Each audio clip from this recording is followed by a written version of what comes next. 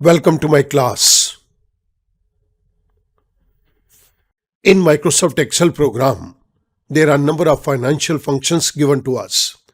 Here a complete list of all financial functions is given to you.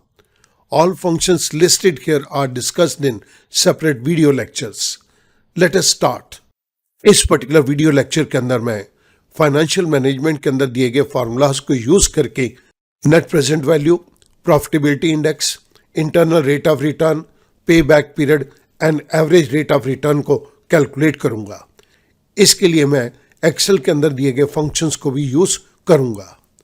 आइएगा move करते हैं एक question की तरफ. इस पर्टिकुलर एक्सेल शीट के अंदर हमें एक क्वेश्चन दिया गया है.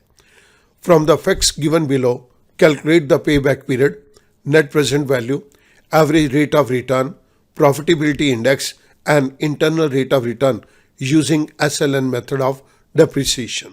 कुछ बेसिक फैक्ट्स हमें यहाँ पर दिए गए हैं. Cost of the machine is ₹1 lakh. The company is in the tax bracket of 40% and the rate of interest, that is a discount rate, it is 10%.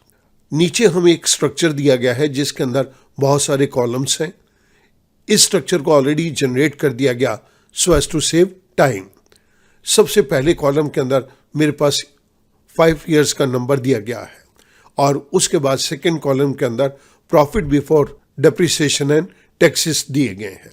In facts के बेस के ऊपर मुझे ये सारी कैलकुलेशंस को करना है. सबसे पहले मैं यहाँ पर डेप्रिसिएशन को कैलकुलेट कर रहा हूँ. इसको कैलकुलेट करने के लिए एक्सेल के अंदर दिए गए SLN फंक्शन को मैं यूज करूंगा. That is the straight line method function. The first argument is cost. The cost of the machine is given to us in cell number E2.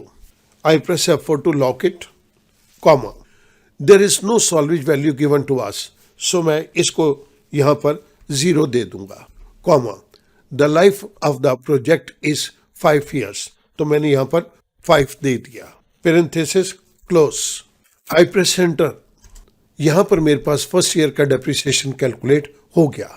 मैं फिल हैंडल को select करके इसको drag down कर रहा हूं तो मेरे पास 5 डिफरेंट ईयर्स का इक्वल अमाउंट के अंदर स्ट्रेट लाइन मेथड के अंदर कैलकुलेट किया हुआ डेप्रिसिएशन आ गया.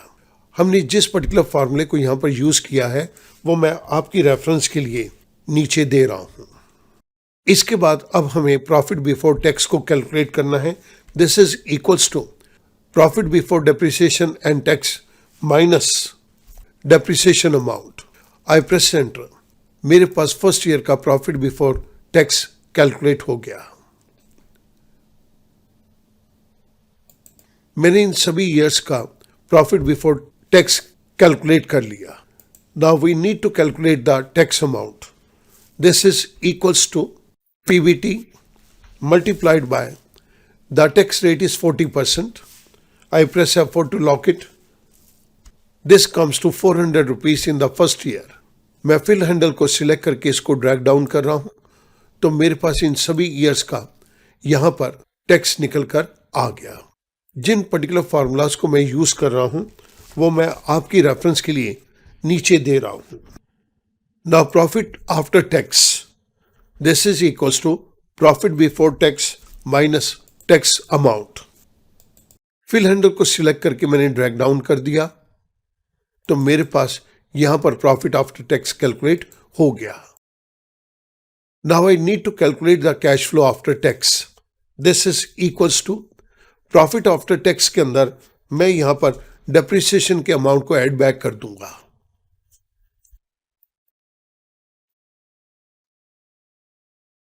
मेरे पास कैश फ्लो आफ्टर टैक्स यहां पर कैलकुलेट हो गया. Now I need to calculate the cumulative cash flow after tax. This is equals to, यहां पर मैं सम के फंक्शन को टेकअप करूंगा. H5, दिस इज कॉलन, तो मेरे पास H5 कॉलन H5 आ गया.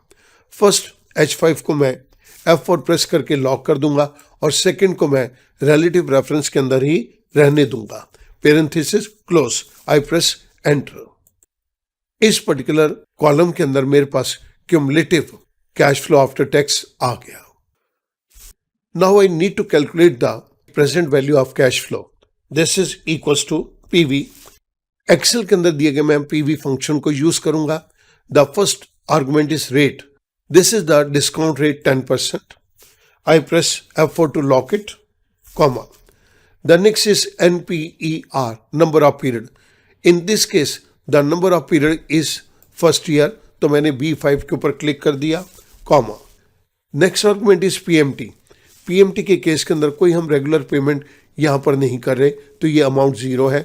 मैं इस अमाउंट को यहाँ पर 0 दे रहा हूँ, comma. The next is FV, future value. हमारे पास फ्यूचर वैल्यू यहाँ पर कैश फ्लो आफ्टर टैक्स है.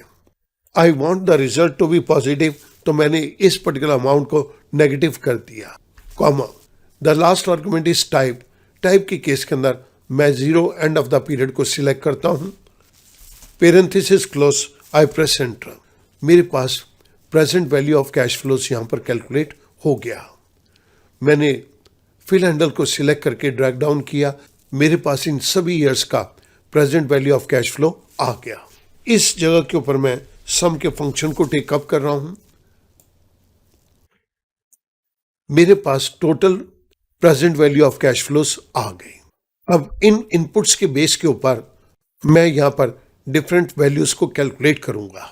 सबसे पहले मुझे पे बैक पीरियड को कैलकुलेट करना है. पे बैक पीरियड को कैलकुलेट करने के लिए हमारे पास 2 रास्ते हैं. The first one is when equal cash inflows are generated every year. इसके लिए हमारे पास फॉर्मूला है payback period is equals to initial investment divided by annual cash inflows. Second case के अंदर when unequal cash inflows are generated every year. हमारे इस case के अंदर ये unequal cash inflows are generated. So we will choose the second method, that is payback period is equal to P plus parenthesis start B divided by C, parenthesis close. Student, इस फॉर्मूले के अंदर जिन abbreviations को use किया गया है मैं उनका मीनिंग आपको दे रहा हूं. P refers to number of years immediately preceding the year of final recovery. B refers to balance amount to be recovered in the year of final recovery. And C refers to cash inflow in the year of final recovery. अब इन तीनों abbreviations को मैं अपने इस question के अंदर use करूंगा.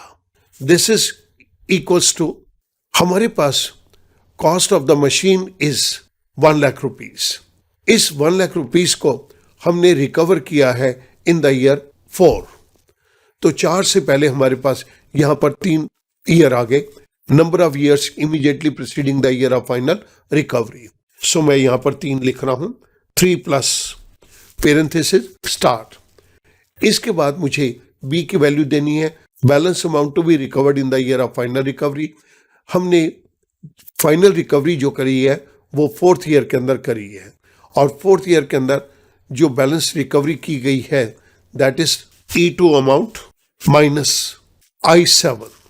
अगर मैं 1 लाख रुपए में से 86,400 को लेस कर दूंगा तो ये बाकी का अमाउंट हमने 4th ईयर के अंदर रिकवर किया है, तो मैंने यहां पर E2 माइनस I7 दे दिया. Parenthesis close divided by C. This is the cash inflows in the year of final recovery. Final recovery हमारी 4th ईयर के अंदर हुई है. उस केस के अंदर मैं यहां पर H8 के ऊपर क्लिक कर रहा हूं. This is the cash inflow in the year of final recovery. I press enter. जैसे ही मैंने एंटर प्रेस किया तो मेरे पास पे बैक पीरियड कैलकुलेट हो गया 3.51. इट मीन्स हमें 1 लाख रुपीस को रिकवर करने के लिए जो हमारी इनिशियल इन्वेस्टमेंट है इट विल टेक 3.5 ईयर. जिस पर्टिकुलर फॉर्मूले को हमने यूज किया है वो मैं आपकी रेफरेंस के लिए इस जगह के ऊपर दे रहा हूं. अब स्टूडेंट, मुझे नेट प्रेजेंट वैल्यू को कैलकुलेट करना है.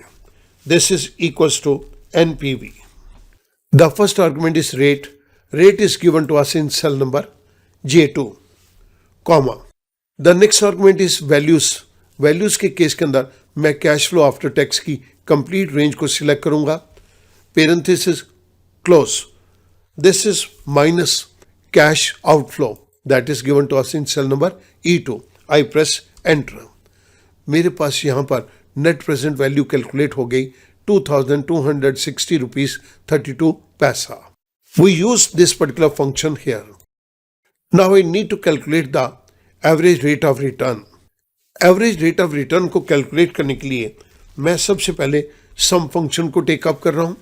इसके बाद प्रॉफिट आफ्टर टैक्स को मैंने सिलेक्ट किया, parenthesis close divided by 5, again this is divided by parenthesis start E2 divide by 2 parenthesis close. This is the total of profit after tax divided by the average investment. I press enter. मेरे पास यहां पर average rate of return calculate हो गया 13.68%। अब student मुझे यहां पर प्रॉफिटेबिलिटी इंडेक्स को कैलकुलेट करना है। Profitability index is equal to total present value of cash inflows divided by the total present value of cash outflows. मेरे पास यहां पर दोनों कैश इनफ्लोज और आउटफ्लोज के प्रेजेंट वैल्यू हैं। This is equals to present value of cash outflow J10. This is divided by present value of cash outflow E2. I press enter. I got the answer. The profitability index is 1.023.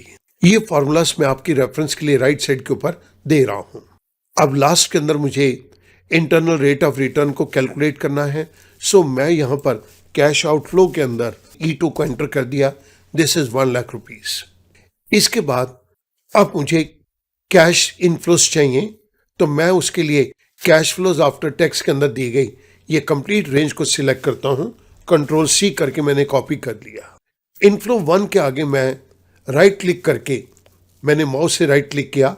I go to page special और page special के अंदर मैंने values के radio button पे click कर दिया। आई से okay. मेरे पास ये सारी वैल्यूज एज इट इज यहां पर आ गई। अब स्टूडेंट देखिएगा, ये कैश आउटफ्लो हमारे पास यहां पर एक आउटफ्लो है, तो मैंने इसको माइनस कर दिया सो दैट मैं इंटरनल रेट ऑफ रिटर्न को यहां पर कैलकुलेट कर सकूं। इस जगह के ऊपर अब मैं एक्सेल के अंदर दिए गए IRR फंक्शन को टेकअप कर रहा हूं और वैल्यूज के अंदर मैं कैश आउटफ्लोज और कैश इनफ्लोज की कंप्लीट रेंज को सिलेक्ट करता हूं। इसके बाद हमारे पास एक और आर्गुमेंट है गेस। एक्सेल हमें एक बात की अपॉर्चुनिटी देता है, अगर आप रेट ऑफ इंटरेस्ट को गेस करना चाहते हैं तो आप गेस कर लीजिए, but this is an optional argument. मैं इस ऑप्शनल आर्गुमेंट को इग्नोर करके पेरेंथेसिस क्लोज कर रहा हूं। I press enter. मेरे पास internal rate of return calculate हो गया 10.89%। इस तरह से स्टूडेंट हमने अपने क्वेश्चन के अंदर दी गई सारी रिक्वायरमेंट्स को फुलफिल कर दिया। मैं उम्मीद करूंगा अब ये क्वेश्चन आपके लिए करना आसान हो जाएगा। Thank you very much.